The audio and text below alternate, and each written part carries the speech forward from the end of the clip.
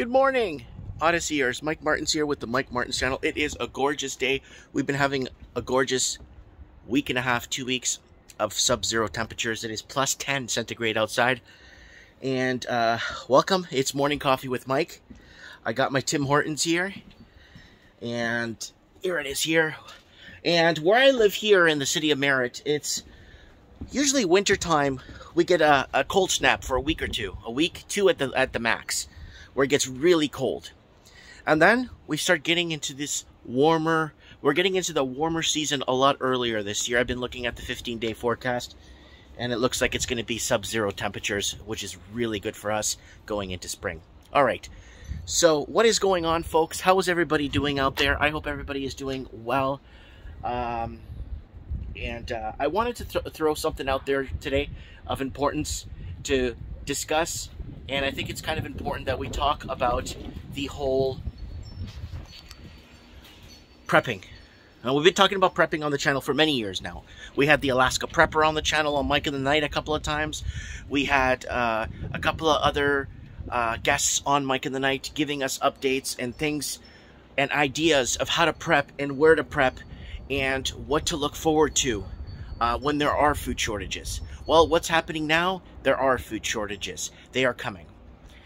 And I thought food shortages were going to be, in my opinion, created through, like, the buy up of farms or the corporation takeovers more as opposed to a transportation issue. I thought it was going to be more of a logistic corporate, like we've been seeing the last 30, 40 years of more of a corporate takeover and then rationing food out. That's what I thought it was going to be, more of that. And I thought it was going to be more of a power outages so people can't buy their food. But instead, in 2022, it's affordability to buy the food. Never mind, you know, food is still lingering around. It's affordability. And the Raven said it a few months back, people will be priced out of food. And that's happening right now as we are speaking.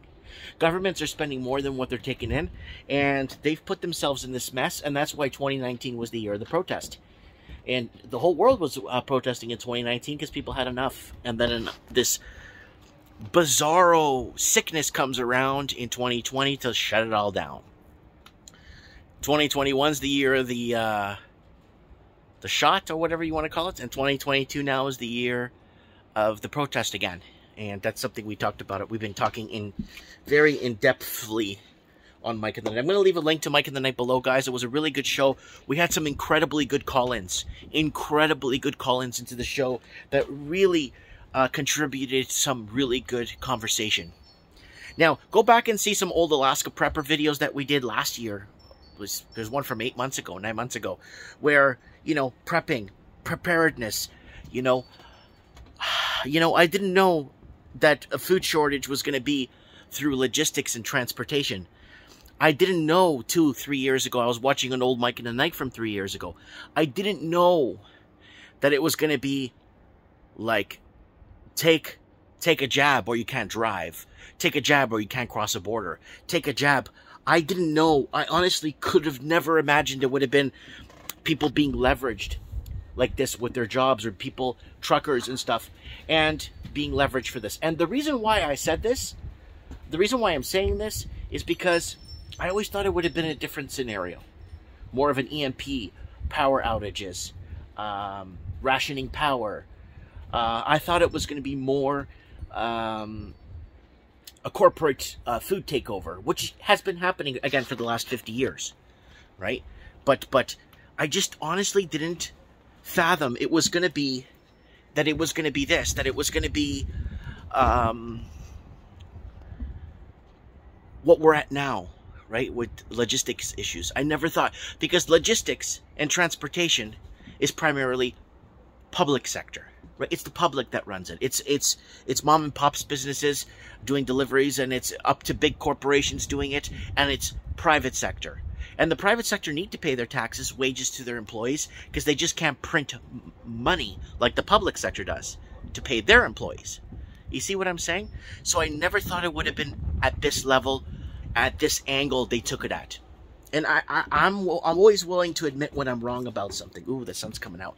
I'm always willing to admit when I'm wrong about something. I'm always willing to admit you know, but food shortages are happening. I went to 3 grocery stores in Kamloops the other day, and they're out of almost, they're 30% out of 100% food, they're 30% out of different things. So basically, if 100% of food sitting on the shelves, they're 30% out across the board right now as we are speaking. Is it going to dwindle? Yes, things will dwindle, and food stocks and food delivery and, again, distribution will dwindle and go down over time, because they've taken this route. Governments have taken this, and it all goes back to them federalizing the logistics. I said this before, and I've been saying this since the beginning of this little thing, starting with this transportation issues. They want to federalize the transportation. They want to federalize the shipping. They want to take it out of the public sector hands. They want to get rid of all the longshoremen. They want to start paying people $8.75 an hour and $10 an hour to work on the docks. They want to start cleaning it up, and they want to federalize it, because this is what governments want to do. They want to federalize everything. That's why in Ontario they're on hard lockdown. The schools are all shut down, and everybody is basically out. I'm just taking a picture here. Morning coffee with Mike. There you go. Good screenshot here, guys. Follow me on Instagram if you want. But yeah, so I've been wrong, and I don't have a problem admitting when I'm wrong. But I did prep. That's the most important part. I did prep. I do have tuna, sardines. I have beans, whatever I need to sustain my family, to sustain, you know, to have continuity of our family, so that however long this patch is going to go through, it could be 6 months, it could go on for 5 years. Where I was telling you guys, when I went grocery shopping in Cuba, I don't know, like 10 years ago, I would go grocery shopping in Cuba, and there would be like 5 things on the shelf. And that's the problem we're having, and I really hope it doesn't get to that. Leave me in the comment below if you think it will get to that. Okay, so guys, here it is right here. There's my solar. People are asking about my doing. There it is right there. It's been producing power for me every single day. I've had to wipe it down with a broom. I have a long shop broom. I did have to wipe it down once or twice over this couple of snowfalls we had. But yeah, if you can hear a saw going on in the background. People are doing renovations. Outside, people are working on their homes. So I think this snow is going to be gone in a day or two. If the weather persists over 10 centigrade, it's going to be all water here. It's going to be gone. And hopefully the sun keeps up and evaporates this, and we can bring the cold to the east coast where it belongs. So there it is right there. The power is generating a lot of juice. Batteries, my 4 batteries are fully charged, ready to go for emergency purposes. I may get a tie-in inverter for the house. So people keep telling me to buy a tie-in inverter, because I do have the power I'm producing. So I might get a tie-in inverter where I just plug in to any outlet in the house, and then the power that I'm generating there will just go back into my home and lower my, well, it will substantially lower the electricity bill. If I'm producing that much power with that many panels. That's quite a few panels. A lot of people do it with 1 or 2 panels, but I got 8, I got 10, I got 12 panels there, so on that one thing. So I'm thinking of having a battery backup for emergencies, and then having a to switch over to a tie-in inverter system, so that when I need the power, it's there for me for emergencies, and it's good to go. But yeah, food shortages, guys. Are you seeing? I'm getting reports from Ireland. I'm getting reports from Scotland. Somebody emailed me from Scotland, let me know that their shelves are becoming more and more bare. Who else? I had somebody from, I think, Minnesota message me too. And then I had somebody from Australia, a couple of people from Australia, telling me that the food shortages are real, Mike, and it's happening everywhere. And it's a logistic angle of it. I never imagined the logistic angle. I saw maybe power cuts, EMP. They could fake an EMP and say, well, we got hit with an EMP, we won't have power for up to 6 months or something till we repair the grid.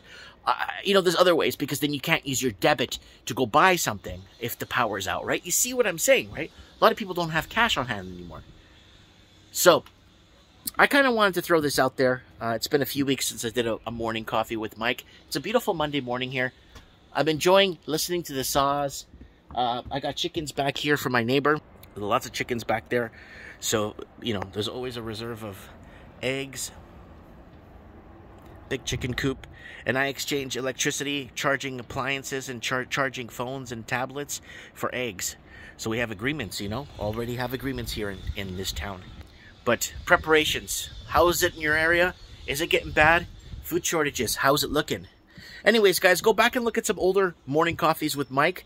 Someone sent me a link to an old morning coffee with Mike from almost 2 years ago, where I was talking about they're going to roll out a juice, they're going to roll out some sort of a jab, and they're going to have to make it mandatory to take, and they're going to be blaming the... So I was like, wow. The playbook's there, folks. If you're awake and alert and ready and able to read in English or whatever language these PDFs come out in, the plans are there. The memo's there. It's always been there. This stuff started really heating up during Obama 1 administration, his first administration. We started noticing, you know, the FEMA camps, the coffins, the whole 9 yards, the HARP, all kinds of stuff. You know, I get people still messaging me about HARP. Mike, did you hear about this technology called HARP? They can control weather and produce earthquakes. I'm like, yeah, that's like 2006 stuff, 2005, right? But anyways, let me know what you guys think in the comments below. I really look forward to seeing what you guys have to say. Food shortages in your area, it's happening, folks. Go back and look at some of our older videos with Alaska Prepper and some of the... We did a lot of Mike in the Nights. We did discuss a lot of food shortages. And I want to thank everyone that's been binge watching episodes of Mike in the Nights. Oh, and the last Mike in the Night, I would like to thank Odyssey because we had no buffering. The show went perfect. 3 hours, not a single hitch, worked perfectly. And we had over 330 people watching live on Odyssey, and that's really good for Odyssey. I don't even get that many. Whitehouse.gov doesn't even get that many people on YouTube. Let me know what you guys think in the comments below. Hope you're enjoying your coffee. Mike Martins here signing off from Morning Coffee with Mike. I have spoken.